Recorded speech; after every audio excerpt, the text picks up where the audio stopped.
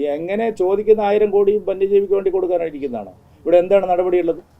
വന്യജീവികളുടെ പ്രശ്നം പരിഹരിക്കാൻ എന്ത് പ്രാക്ടിക്കലായിട്ടുള്ള സമീപനമാണ് സ്റ്റേറ്റിനുള്ളത്? സാർ, ഇന്നലെ എം വി ഗോവിന്ദൻ മാഷ് AI പറ്റി പറഞ്ഞല്ലോ, മുതലാളിത്തത്തിൻ്റെ വലിയ അടി കിട്ടാൻ പോകും. പല സംസ്ഥാനങ്ങളും തൊട്ടടുത്ത കർണാടക ഉൾപ്പെടെ പുതിയ AI സാങ്കേതിക വിദ്യ ഉപയോഗിച്ചുകൊണ്ട് വന്യജീവികളുടെ ആക്രമണം തടയുന്നതിന് വേണ്ടിയിട്ടുള്ള നൂതനമായിട്ടുള്ള ഇന്നോവേറ്റീവായിട്ടുള്ള പല സ്കീമുകളും അവർ കൊണ്ടുവന്നു. കേരളം ഇപ്പോഴും നമ്മുടെ ഫോറസ്റ്റ് ഓഫീസർമാരുടെ കയ്യിൽ ഒരു മുളവടിയും ഒരു ടോർച്ചും കൊടുത്ത് വിട്ടിരിക്കുകയാണ്. നിങ്ങൾ അതൊന്നും കാണുന്നതില്ല. നിങ്ങൾ ഈ കാട്ടാനകളും കടുവയും പുലിയും ഒക്കെ ആളുകളെ ആക്രമിച്ച് കൊല്ലുമ്പോൾ ഒരു മുളവടിയും ഒരു പഴയ ടോർച്ചുമായിട്ടാണ് നമ്മുടെ ഫോറസ്റ്റ് റേഞ്ചർമാരും ഓഫീസർമാരും പോകുന്നത്. മറ്റ് പല സംസ്ഥാനങ്ങളും നടപ്പാക്കിയ ഗുജറാത്ത്, മധ്യപ്രദേശ്, കാടുള്ള സ്ഥലങ്ങളിലെല്ലാം, കർണാടക, ഇവിടെയെല്ലാം നടപ്പാക്കിയ പദ്ധതികളെക്കുറിച്ച് ദയവായി മലയാള മാധ്യമങ്ങളൊന്ന് പരിശോധിക്കണമെന്ന് ഞാൻ പറഞ്ഞു. ഫണ്ട് ഇല്ലാത്തത് കൊണ്ടല്ല സഹോദരി, കേരളത്തിലെ പല ഫണ്ടുകളും ശരിയായ രീതിയിൽ ഉപയോഗിക്കുന്നില്ല. ഇപ്പോൾ കേരളം ദുരിതാശ്വാസത്തിനും ദുരന്ത പ്രതിരോധത്തിനും പുനരധിവാസത്തിനും ലഭിച്ച പണത്തിൻ്റെ കണക്ക് ബഹുമാനപ്പെട്ട കേരള ഹൈക്കോടതിയിൽ കേന്ദ്ര സർക്കാർ വ്യക്തമാക്കിയിട്ട് അതെന്തുകൊണ്ട് ചെലവഴിക്കുന്നില്ല എന്നുള്ള ചോദ്യത്തിന് ഇന്നേ വരെ ഒരു മറുപടി സർക്കാർ പറഞ്ഞിട്ടില്ല. പിന്നെ നിങ്ങൾ വീണ്ടും അതേ ചോദ്യങ്ങൾ ചോദിച്ചുകൊണ്ടിരിക്കുകയാണ്. കേരളത്തിൻ്റെ കയ്യിൽ പണമില്ലാത്തത് കൊണ്ടല്ല, ഇവിടെ ഒരു ഇഫക്റ്റീവായിട്ടുള്ള ഗവൺമെൻറ് ഇല്ലാത്തത് കൊണ്ടാണ് ജനങ്ങൾ ദുരിതം അനുഭവിക്കുന്നത്. അത് ഈ ഗവൺമെൻറ്റിനെ മാറ്റാൻ നിങ്ങൾ ആദ്യം സമരം ചെയ്യും. വയനാടിനെ സംബന്ധിച്ച് പാർലമെന്റിൽ കൃത്യമായിട്ട് ധനമന്ത്രിയും ആഭ്യന്തരമന്ത്രിയും പറഞ്ഞിട്ടുണ്ട്, പണം ഒരു തടസ്സവുമല്ല, പണം ആവശ്യത്തിന് ഇപ്പോൾ കയ്യിലുണ്ട്. ഇനി എത്ര ആവശ്യമുണ്ടോ അത് കൊടുക്കാൻ കേന്ദ്ര സർക്കാർ തയ്യാറാണ്. അതിന് യാതൊരു തരത്തിലുള്ള മാറ്റവും കേന്ദ്ര സർക്കാരിൻ്റെ ഭാഗത്ത് നിന്നില്ല. പണമില്ല എന്ന് നിങ്ങളിങ്ങനെ പറഞ്ഞുകൊണ്ടിരിക്കുകയാണ് സർക്കാരിനെ സഹായിക്കാൻ. ഉള്ള പണം എന്ത് ചെയ്യുന്നു എന്നുള്ള ചോദ്യം ബഹുമാനപ്പെട്ട ഹൈക്കോടതി ചോദിച്ചപ്പോൾ നിങ്ങൾ എവിടെയായിരുന്നു?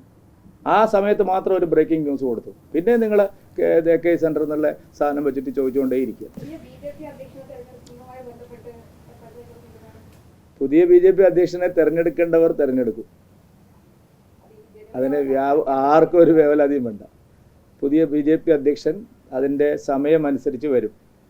ജില്ലാ പ്രസിഡന്റുമാരുടെ കാര്യത്തിൽ നിങ്ങൾ കുറേ ബഹളം വെച്ചല്ലോ, എന്തായി? സമയത്ത് വന്നില്ലേ? നല്ല ജില്ലാ പ്രസിഡന്റ് വരല്ലേ? അപ്പോൾ അതുപോലെ നല്ല സംസ്ഥാന പ്രസിഡന്റും വരും.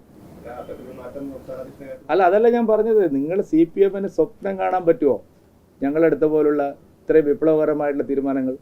കോൺഗ്രസ്സിന് സ്വപ്നം കാണാൻ പറ്റുമോ? BJP എങ്ങനെയാണ് കേരളത്തിൽ അതിൻ്റെ പ്രവർത്തനങ്ങൾ നടത്താൻ ഉദ്ദേശിക്കുന്നത് അല്ലെങ്കിൽ നടത്തുന്നതെന്നുള്ളതിൻ്റെ വ്യക്തമായിട്ടുള്ള സൂചനയാണ് ജില്ലാ പ്രസിഡന്റുമാരുടെ നിയമനം. അതൊക്കെ പറയേണ്ടവരല്ലേ പറയേണ്ടത്. എനിക്ക് പുതിയ BJP അധ്യക്ഷൻ വരുമെന്ന് പറഞ്ഞാൽ ജില്ലാ പ്രസിഡന്റുമാരുടെ മണ്ഡലം പ്രസിഡന്റുമാരുടെ ഒക്കെ പിന്നെ തെരഞ്ഞെടുപ്പ് കഴിഞ്ഞു. ഇനി സംസ്ഥാന തെരഞ്ഞെടുപ്പാണ് വരാൻ പോകുന്നത്. അത് നടക്കും. മാറോ ഇല്ലയെന്ന് എനിക്ക് ഇവിടെ ഇരുന്ന് പറയാൻ പറ്റില്ല. മാറുമെന്ന് പറയാനും ഞാൻ ആളല്ല, മാറില്ലെന്ന് പറയാനും എനിക്ക് അധികാരമില്ല.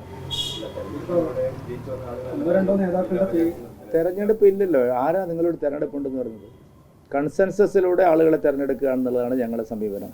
ഇപ്പോൾ ഇവിടെ M മഹബൂബ് ജില്ലാ സെക്രട്ടറി തെരഞ്ഞെടുപ്പിലൂടെ എല്ലാ പൊളിറ്റിക്കൽ പാർട്ടിയും അങ്ങനെയാണ്. ഞങ്ങൾ കൃത്യമായിട്ടുള്ളൊരു എക്സസൈസ് നടത്തി ആളുകളുടെ അഭിപ്രായങ്ങൾ ആരാഞ്ഞ് ഓരോ ജില്ലയും അവരവരുടെ പിന്നെ സാഹചര്യത്തിനനുസരിച്ചാണ് അവർ പേര് പറയുന്നത്.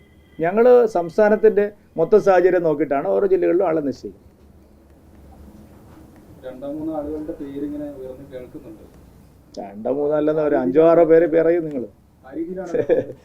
നിങ്ങൾ പറഞ്ഞ പേരുകൾ മാത്രമല്ല, അതിനപ്പുറത്തുള്ള പേരുകളും ഉണ്ട്. ഒരാഴ്ച കൂടി കഴിഞ്ഞിട്ട് ഞാൻ പറയാം. അല്ല, നിങ്ങൾ ഈ പറഞ്ഞ പേരുകൾ മാത്രമല്ല, അതിനപ്പുറത്തും യോഗ്യരായിട്ടുള്ള ആളുകളുണ്ട്. അല്ല, ഒരാഴ്ച കഴിയുമ്പോൾ ഞാൻ പറയാം. നിങ്ങൾ ഈ 3 പേര് മാത്രമായിട്ട് എന്തിനാണ് പറഞ്ഞുകൊണ്ടിരിക്കുന്നത്? 5-6 പേര് കൂടി പറയുന്നു. പിന്നെ പുതിയ ജില്ലാ ടീമുകളെല്ലാം ശക്തമായിട്ടുള്ള പ്രക്ഷോഭങ്ങൾ ആരംഭിക്കുകയാണ്. പ്രത്യേകിച്ച് തദ്ദേശ തെരഞ്ഞെടുപ്പിന് മുന്നോടിയായിട്ട് തദ്ദേശ സ്ഥാപനങ്ങളിലെ അഴിമതി, അവിടുത്തെ ഭരണസ്തംഭനം, ഇതെല്ലാം വെച്ചുകൊണ്ട് ലോക്കൽ അടിസ്ഥാനത്തിലും സംസ്ഥാന ഗവൺമെൻറ്റിൻ്റെ നയങ്ങൾക്കെതിരായിട്ട് സംസ്ഥാന അടിസ്ഥാനത്തിലും വലിയ പ്രക്ഷോഭങ്ങൾ ഞങ്ങൾ ആസൂത്രണം ചെയ്യുകയാണ്.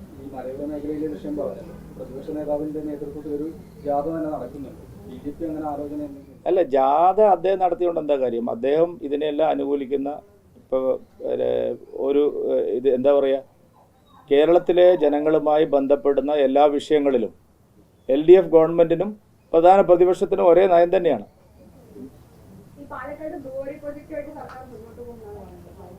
ഞങ്ങളത് മാത്രമല്ല ഫീൽഡിൽ സമരത്തിലുള്ളൂ, നിങ്ങളത് കാണുന്നേ ഇല്ലല്ലോ. അതിനെതിരെ നിരന്തര സമരമാണ്. BJP എല്ലാ ദിവസവും സമരത്തിലാണ്, ഇന്നും അവിടെ സമരമുണ്ട്. തടയുന്നല്ല, ഞങ്ങൾ ആ വിഷയത്തിൽ ജനങ്ങളെ സംഘടിപ്പിച്ചുകൊണ്ട് നിരന്തരമായിട്ടുള്ള പ്രക്ഷോഭത്തിലാണ്. കോൺഗ്രസിനെ പോലെ ഒരു പ്രസ്താവന ഇറക്കി അവിടെ അവസാനിപ്പിച്ചതല്ല. പിന്നെ പാലക്കാട് പോലെ ഇത്രയും കുടിവെള്ളക്ഷാമം നേരിടുന്ന മറ്റേതൊരു പ്രദേശം നമ്മുടെ സംസ്ഥാനത്തുണ്ട്. അവിടെയാണ് എല്ലാ കള്ളത്തരങ്ങളും പറഞ്ഞ് ആളുകളെ കബളിപ്പിച്ച് ഒരു തുള്ളി വെള്ളം എടുക്കില്ല എന്നൊക്കെ പറഞ്ഞ് ആളുകളെ മന്ത്രി കബളിപ്പിച്ചുകൊണ്ടിരിക്കുക. മാത്രമല്ല ഇത് വളരെ ദുരൂഹമായിട്ടുള്ള ഇടപാടുകളാണ്. അക്കാര്യത്തിൽ ശരിയായ നിലപാട് ഞങ്ങളെടുത്ത് മുമ്പോട്ട് പോവുക.